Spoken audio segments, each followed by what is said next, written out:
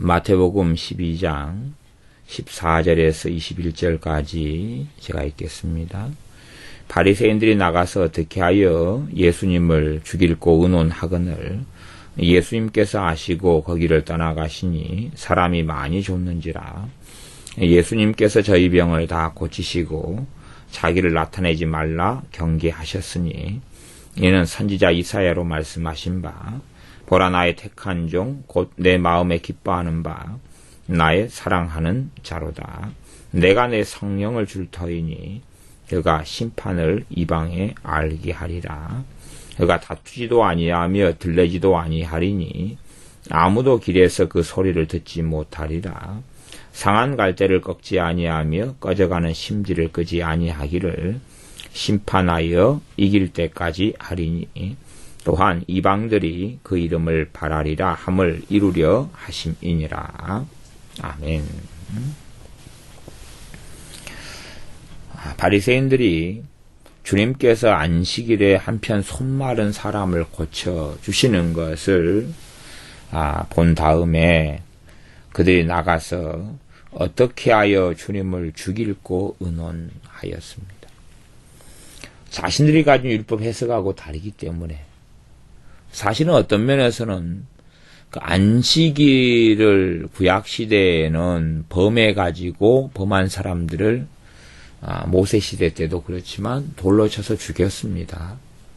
그러니까 어떤 면에서 정말로 안식일을 범하는 게 맞다면 충분히 돌로 쳐서 죽일 수도 있었죠. 율법은 그걸 이야기합니다. 이게 사실은 율법의 해석이라는 것은 꽤 쉽지 않고 어려울 때가 아주 많습니다.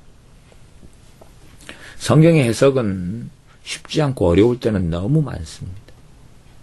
성경 해석이 쉽다면 유대인들이 혹은 성경을 많이 연구했던 바리새인들이, 서기관들이, 사두개인들이 성경을 이상하게 오랫동안 곡해하고 오해할 리가 없을 것입니다.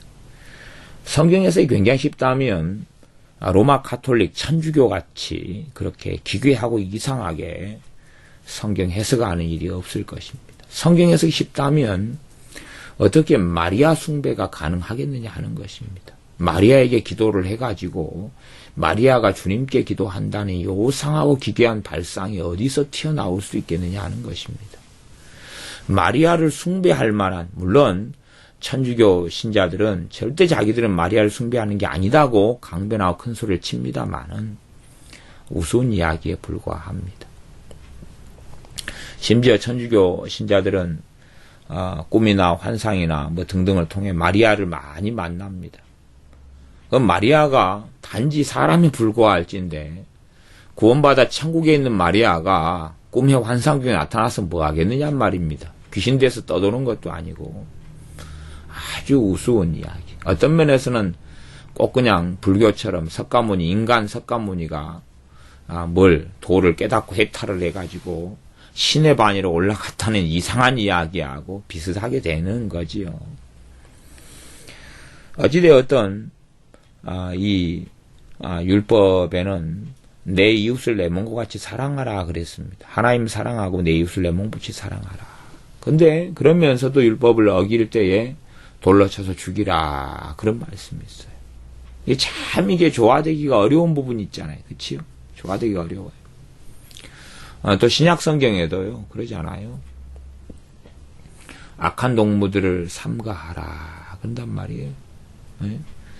악한 동무들을 삼가라. 개들 행악자들을 삼가라. 손할례당을 삼가라. 그런단 말이에요.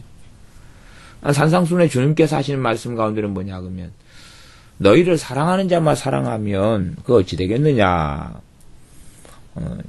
그 최고 죄인 중에 못된 부리로 일컬어지는 부리 중에 한 부류인 세리들도 자기를 사랑하는 자는 사랑하지 않느냐 그런 이야기를 합니다.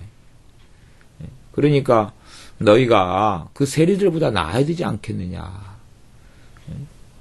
너희의 의가 서기관보다 바리새인보다 낫지 아니하면 결단코 천국에 들어오지 못하리라 그렇게 말씀합니다. 그러니까 이 말씀들을 어떻게 조화시켜가지고 조화시킨다는 이야기는 이 말씀이 다른 말씀 같이 보이는 말씀이 원저자가 성령 하나님이시고 주님이시기 때문에 절대 이 말씀의 의미들이 서로 상충되지 않는다는 이야기예요. 상충되지 않아요. 전혀 반대편에 있는 이야기를 하는 것이 아니라는 사실입니다. 그렇기 때문에 뭐 제가 이야기한 이런 몇 구절만이 아니라 무수히 많이 성경에는 그런 부분들이 존재한다는 사실이에요. 존재해요. 얼마나 어렵느냐 그 말입니다. 주님께서는 형제를 위하여 이제 주님의 사도가 형제를 위하여 목숨을 주는 것이 마땅하니라 그랬단 말이에요. 사도 요한이 아마 그랬던 것 같은 것 같아요. 형제를 위하여 목숨을 주는 게 주님께서 우리를 위해 목숨을 주셨으니까 형제를 위하여 목숨을 주는 게 마땅하다. 뭐 그랬어요. 그런 말씀을 어떻게 준행하고 지킬 수 있겠느냐. 목숨을 준다는 것이 어떤 형제라고 일컫는 그리스도인이 자의적으로 자기 고집대로 아집대로 내게 뭘 요구할 때 목숨이 아니라 단지 돈 좀 요구할 때에 내가 들어주는 게 맞느냐. 혹은 구약에는 보증 서지 말라 했는데 목숨이 아니라 그냥 보증 좀 서달라 그러는데 목숨은 못 주어도 보증 정도 사줄 수 있지 않겠느냐. 그렇게 갈 수 있잖아요. 그러니까 이게 실제적으로 말씀을 준행하고 지켜갈 때에는 사실은 하나님의 말씀이 굉장히 어렵습니다. 굉장히 어려워요. 그래서 우리가 자의적으로 성경 해석하기가 쉬워집니다. 왜 쉬워지냐 그러면 말씀 앞에 무릎 꿇지 않고 기도하지 않고 말씀 묵상하지 않아요. 이게 말씀 묵상한다는 것은 어떤 말씀이 있으면 그와 상치되고 상충되는 말씀들이 튀어나와야 됩니다. 내가 어떤 말씀 하나 본 다음에 그 말씀에 대한 제재가 튀어나오지 않으면 안 된다 그 말이에요. 그냥 그 구절 하나 말고 다른 말씀들이 그하고 반대되는 것 같이 보이는 말씀들, 그런 말씀들이 기억이 나고 생각이 나야 돼요. 그래야지 그게 사실 정상이에요. 그런데 성경 읽은 것이 별로 없어요.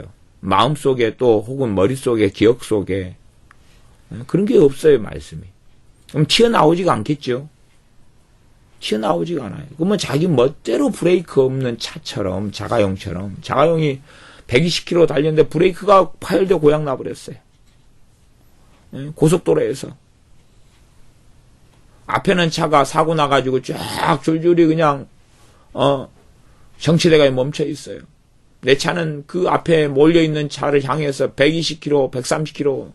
근데 브레이크가 파열됐어요. 어떻게 하겠느냐는 것이에요.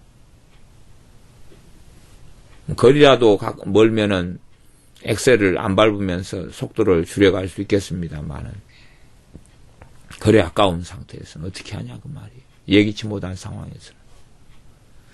그런 것처럼 말씀이 말씀으로 제재가 되지 않으면, 그래서 해석을 받침해 주지 않으면 아주 브레이크 없는 그러한 브레이크 고장난 고속도로에서 달릴 때 고장난 이런 자동차처럼 충돌하고 그렇게 큰 사건 사고가 일어날 수밖에 없는 거예요.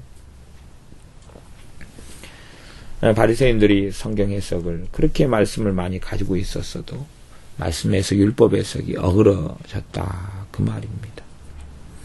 주님을 죽일 것을 의논합니다. 제목은 뭐 안식일을 마음껏 어긴다는 사실이죠. 근데 주님께서 안식일을 자기들 입장에서 어기고 그것보다 더 심각한 문제는요, 많은 사람들이 주님을 따른다는 거예요. 그러면 생각하기에 저 많은 사람들이 안식일을 어기도록 지금 부추기고 있구나. 많은 사람들이 안식일을 어기도록 잘못된 길로 끌고 가고 있구나.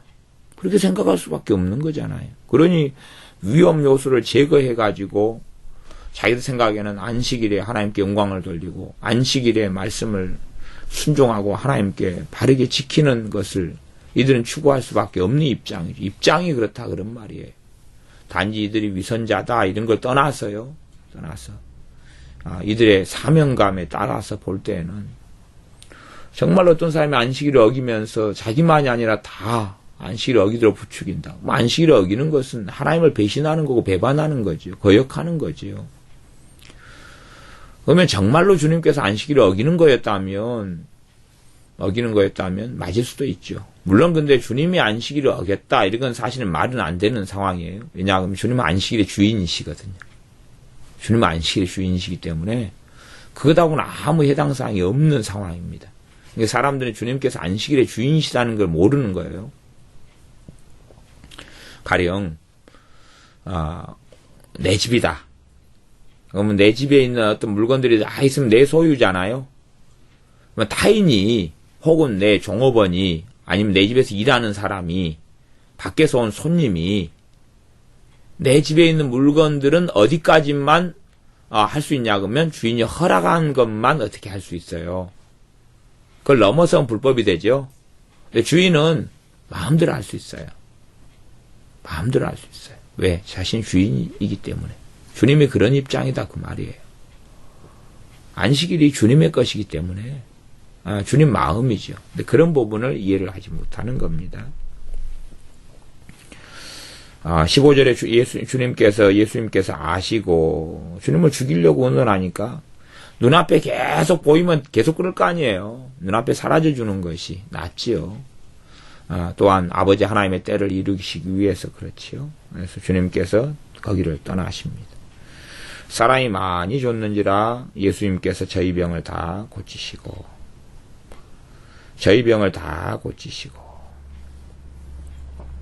참 이 15절 하반절의 구절은 참 놀라운 구절 중에 하나입니다.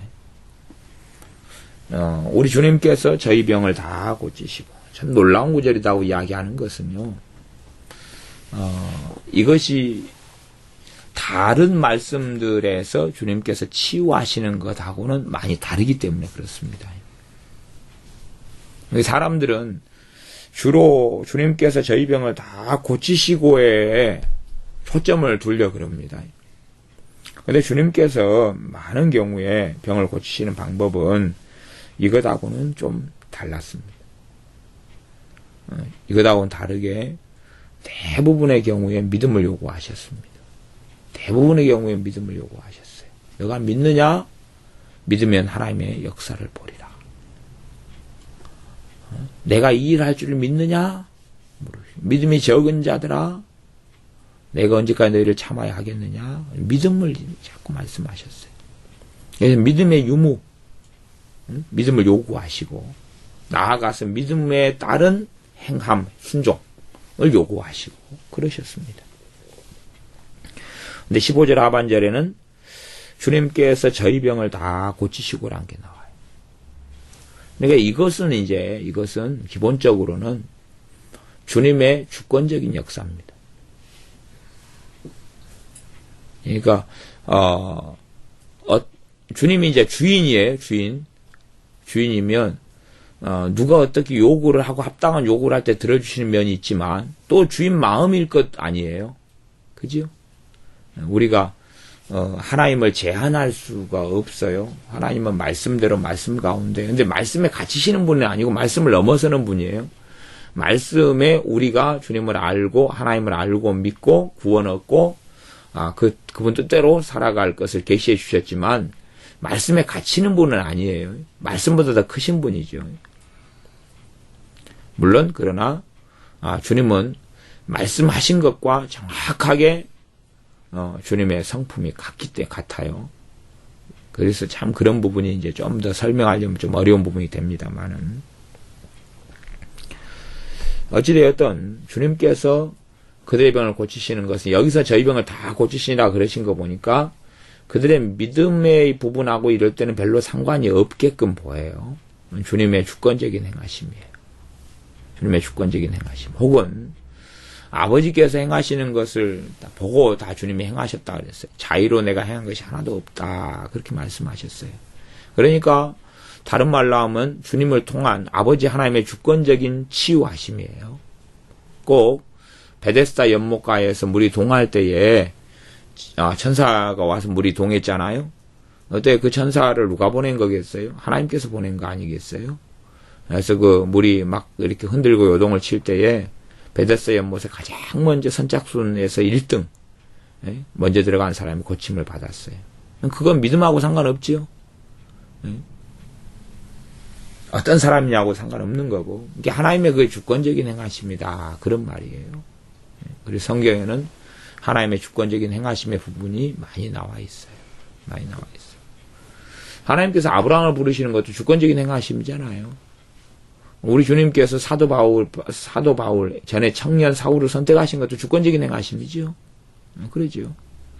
그런 하나님은 살아계신 하나님이시고, 만왕의 왕 전능하신 분이기 때문에 주권적으로 행하셔요.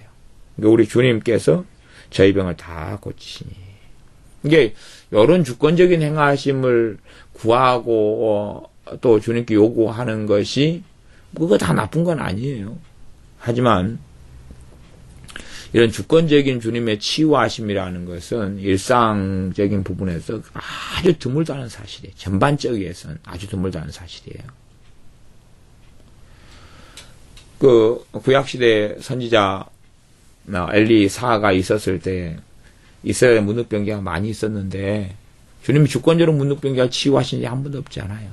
이방 사람 나아만이 계집종의 말을 듣고 믿음으로 그 먼 여정을 찾아옵니다. 그게 믿음이 아니라고 말할 수가 없는 거예요. 먼 여정을 찾아와요. 아까 선지자한테 찾아와요. 어떤 면에서는 계집종 말 듣고 자기를 이스라엘에 있는 선지자가 고친다 그러니까 상식적인 사람은 믿음이 아니면 미쳤다 그럴 거 아니에요. 왜냐 그러면요, 이스라엘의 하나님을 믿는 왕 자체도요, 그가 좀 얼렁뚱땅한 이런 얼렁뚱땅하게 믿은 왕이라 할지라도 하나님 이름을 알고 있는데도 불구하고 아이고 옷을 찢어요. 말도 안 되는 소리를 한다고. 아람 나라 아람 왕이 시비 걸려고 이 문둥병자 장군 보내가지고 고쳐달라고 한다고 막 그런다 그 말이에요. 주님께서 저희 병을 다 고치셨다. 그러면서 16절에 자기를 나타내지 말라 경계하셨다. 그래요. 그것을 많이 알리고 드러내 왜 자꾸만 주님께 경계하시는 부분 많이 나옵니다. 이야기 좀 하지 말라 그러는데 사람들이 자꾸만 불순종해요. 자꾸만. 왜 자기 뜻, 자기 생각이 옳다고 보는 거예요. 그러니까 막 행해요. 주님께서는 자기를 나타내지 말라 그러셨어요. 왜 그러냐 그러면 하나님의 때에, 이건 주권적인 것이 하나님의 때에 주님이 골고다 언덕길을 걸어가 십자가에 죽으셔야 했기 때문에 그래요. 그것이 빨라져도 안 되고 늦어져도 안 되고 다 그 타이밍이 돼야 돼요. 그래서 이런 부분 때문에 자기를 나타내지 말라 그렇게 하신 거예요. 그런데 그것 중에 하나는 이제 저희 병을 다 고치시니라, 또 경계하지 말라, 자기를 나타내지 말라 경계하시고, 이것들은 말씀을 이루려는 것이다. 21절에 보면 함을 이루려 하심이니라. 하나님의 말씀을 이루려고 행하셨어요. 하나님의 말씀을 이루려고 그 앞에 좀 이해가 안 되는 부분들, 자기를 나타내지 말라 이렇게 경계하시고, 이런 것 다 하나님의 말씀을 이루시려고 그렇다 그 말입니다. 어떤 말씀이냐 그러면 18절부터 보면 이사야서 있는 말씀인데, 보라 나의 택한 종 곧 내 마음에 기뻐하는 바 나의 사랑하는 자로다. 주님에 대한 말씀이죠. 내가 내 성령을 줄 터이니 그가 심판을 이방에 알게 하리라. 성령님께서 한량없이 우리 주님께 부음받고 주님께 임하셨어요. 그 다음에 성령님의 역사하심을 통하여 심판을 이방에 알게 하리라. 심판을 이방에 알게 하리라. 어떤 면에서는 앞에 주님이 지금 하신 말씀 이루리 하십니다 그랬는데 그것하고는 별로 관련이 없게 보이잖아요. 이방인인데 이스라엘이 아니고 유대인이 아니고 이방인에게 알게 하리라 그랬는데 앞에 말씀하고는 지금 연관성이 별로 없잖아요. 요걸 이루리 하심이라 근데 그 앞에 내용이 그런 내용이 없다 그 말이에요. 상적으로 볼 때 지금 손 마른 사람을 고치면서 그리고 바리새인들은 죽이려고 그러고 주님은 떠나시고 사람들이 많이 주님을 쫓아요. 그 다음 주님이 병을 다 고치셔요. 그 다음 자기를 나타내지 말라 했어요. 이거에 대한 것이 이사야로 말씀하신 바 그러면서 그가 심판을 성령님이 임하셨어요. 성령님을 이제 주시는데 아버지께서 주님께 근데 그가 주님께서 심판을 이방에 알게 하리라. 그러니까 내용이 없잖아요. 이방에게 알게 한다는 내용이 도대체 뭘까 그런 거예요. 그러니까 이제 넌센스죠 이거예요. 말하자면 난해구절이 돼버리는 거예요. 그 다음에 19절에 그가 다투지도 아니하며 들레지도 아니하리니 아무도 길에서 그 소리를 듣지 못하리라. 다투지도 아니하고 들레지도 않는다. 들랜단 말은 외친다 그 말입니다. 이게 큰 소리를 외친다 그 말이에요. 다투지도 않고 외치지도 않는다. 그래서 아무도 길에서 그 소리를 듣지 못하리라. 주님은 길에서도 많이 말씀하셨어요. 많이 말씀하셨어요. 또 명절 끝날이 일어나셔서 가지고 막 말씀하시기도 하고 크게 길은 아니고 이제 성전에서 그러시고 막 그랬는데 주님은 길에서 진짜 말씀 안 하셨을까? 길에서 말씀하셨어요. 많이. 근데 이 본문은 지금 분명히 다투지도 아니하고 들레지도 않는다. 외치지도 아니한다. 그래서 길에서 그 소리를 듣지 못한다. 그렇게 말씀하세요. 이것도 어려운 구절이 됩니다. 어려운 구절이죠. 주님께서 특별한 이 공생의 사역에 어떤 때에 그렇게 그냥 어떤 때에 거의 침묵 중심으로 행하셨는지도 모르겠고, 그리고 혹은 다투지도 않는다 그럴 때에 논쟁하고 변쟁하고 변론하고, 근데 사실은 주님께서는 논쟁도 하고 변론도 하셨어요. 변론도 하셨어요. 안 하신 게 아니라 세례 요한에 대해서 물어볼 때 주님께 거꾸로 질문하시고 막 그렇게 하시면서 나 대답지 않겠다고 말씀하시고 그런 일도 하셨어요. 그러니까 그런 어떤 변론 변증 같은 건 아닐 거고, 아마 이제 일반적으로 생각하기에는 주님 막 성기를 내고 혈기를 낸다 이렇게도 이런 건 안 하신다 그렇게도 말할 수 있지요. 그리고 여기는 특징은 이제 길에서 그런 거예요. 길에서 주님께서 성전에서는 숙정 사건을 벌이셨어요. 성전을 막 뒤집어 엎으신 거예요. 그런 거죠.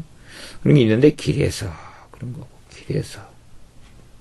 그래서 전반적으로는 지금 좀 어려운 말씀이 됩니다. 18, 19절. 그 다음에 20절은 상한 갈대를 꺾지 아니하며 꺼져가는 심지를 끄지 아니하기를 언제까지냐면 심판하에 이길 때까지 하리니.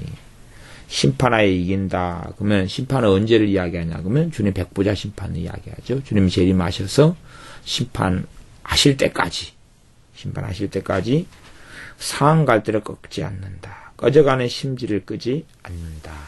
그 말씀이에요. 요걸 이루리 하심이라. 그러니까 최소한 지금 주님도 지금도 그렇게 행하시진 하지만 부활 승천하시면 하나님 보좌 우편에 있고 그의 영으로 우리에게 찾아오신 주님께서 지금도 이런 식으로 행하시긴 하지만 주님의 공생의 사역 때에 이걸 행하셨다는 사실이죠. 그 다음 이루리 하심이라 이렇게 말씀하셨으니까 그다음 공생의 사역 동안에 그가 심판을 이방에 알게 하리라 그렇게 말씀했어요. 이방에 알게 하리라. 그래서 이 이방을 유대인을 벗어난 사람들, 유대인이 아닌 이스라엘 사람이 아닌 사람들 이방인으로 볼 것이냐. 근데 주님께서는 이방은 거의 별로 가신 적은 없으세요. 근데 이제 전에 이제 이방의 갈릴리어 그렇게 나오니까 그 땅이 전에 이방 땅에 속했던 지역이고요. 그러지만 유대인들이 나중에는 막 흩어 살게 됐고 그렇게 됐죠. 드로아 시돈도 가신 적이 있으세요. 근데 그런 걸 의미한다 그렇게 볼 수도 있고, 혹은 이제 어떻게도 볼 수 있냐 그러면 성경적으로는 이방인이 누구냐 그럴 때 주님을 믿지 않는 사람을 이방인이다 그래요. 하나님을 경외하지 않는 사람, 하나님이 그에게 없는 사람 이방인이, 본질적으로 그 사람이 이방인이죠. 그렇게 생각한다면 조금 더 알 수도 있죠. 왜냐 그러면 심판이 이방에 알게 하리라 그랬으니 주님께서 끊임없이 뭘 외치자면 화 있을진저 바리새인들이여, 화 있을지어 서기관들이여, 화 있을진저 고라시나 베세다야, 가버나우마 막 말씀하셨잖아요. 예루살렘에 대해서 외치고 하셨잖아요. 그게 본질적으로 다 심판에 대한 외침입니다. 심판에 대한 외침이에요. 왜 심판에 대한 외치냐? 그들이 이방인이기 때문에 그러죠. 혈통적 유대인이 아닌 거예요. 혈통적 유대인이 아닌 거예요. 그래서 주님께서 너희들은 마귀 자식이다 그랬잖아요. 인정을 안 하시는 거예요. 너희 조상을 아브라함이라 그렇게 말하지 말아라. 하나님이 돌들로도 아브라함의 자손을 만든다 말씀하셨어요. 너희는 아브라함의 자손이 아니다 그랬어요. 그런 이야기는 그 말씀으로 볼 때는 대부분의 유대인들이 누구냐면 이방인이단 말이에요. 하나님에 있어서 이방인이단 말이에요. 이게 우리가 보통은 이방인의 어떤 생각과 해석을 유태인이 아닌 사람들이 이렇게 생각하니까 그런데 주님께서 하신 말씀을 기준으로 생각을 해야 돼요. 주님께서는 과연 이 바리새인들을 여기 유태인이다 그 말은 참된 유태인이다 그 말이고 그들이 하나님의 사람이다 하나님의 자녀다 그 말이에요. 하나님의 백성이다 그 말이에요. 주님께서 바리새인들을 하나님의 백성 인정하셨느냐 그 말이에요. 인정 안 하셨어요. 대부분의 이스라엘 사람들을 하나님의 백성 인정하셨느냐 그 말이에요. 안 하셨다 그 말이에요. 가버나움과 베세다의 고라시나 그들을 하나님의 백성 인정하셨느냐 그 말이 아니에요. 소돔과 고모라 성보다 더 안 좋게 보셨어요. 그러니까 심판을 알게 하려 하는데 주님께서 성경에 정말로 사복음서에 많이 말씀하신 주제가 뭐냐면 심판에 대한 거예요. 심판에 대한 말씀이에요. 그러면 그렇게 볼 때 이제 주님께서 하신 많은 심판에 대한 말씀이 누구에게 대한 말씀이냐 그러면 참된 하나님의 백성이 아닌 사람들에게 심판의 말씀 메시지를 계속하여 전하셨다. 이런 걸 알 수가 있어요.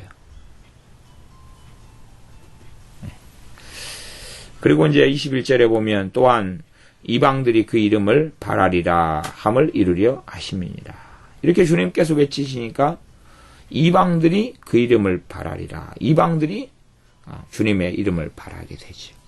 이방들이 이제 주님을 믿지 않고 섬기지 않는 하나님을 정말 경외하지 않는 그러한 유대인이지만 정말로 유대인이지만 말하자면 진실한 유대인이 아니야. 하나님 섬기는 유대인 이방인을 말할 것이냐. 혹은 그들을 포함해서 혹은 다르게 진짜 이방인 유태인이 이스라엘 사람이 아닌 진짜 이방인을 말할 것이냐. 이럴 때 두 가지 다 의미로도 볼 수도 있고 일반적으로 그냥 뭐 두로와 시돈이라든지 저 멀리 페르시아라든지 뭐 바벨론이라든지 뭐 이렇게 유럽이라든지 이러한 사람들을 이방이다 볼 수 있을 거예요. 근데 주님께서는 어쨌든 좀 어려운 말씀인데 말씀을 이루려고 행하신 거예요. 이미 그것이 그 말씀을 하신 것이 하나님의 주권적으로 메시아가 오시면 주님께서 그리스도께서 이 땅에 오시면 그 말씀을 이루시려고 그렇게 하셨다. 그렇게 행하시는 주님의 삶이었습니다.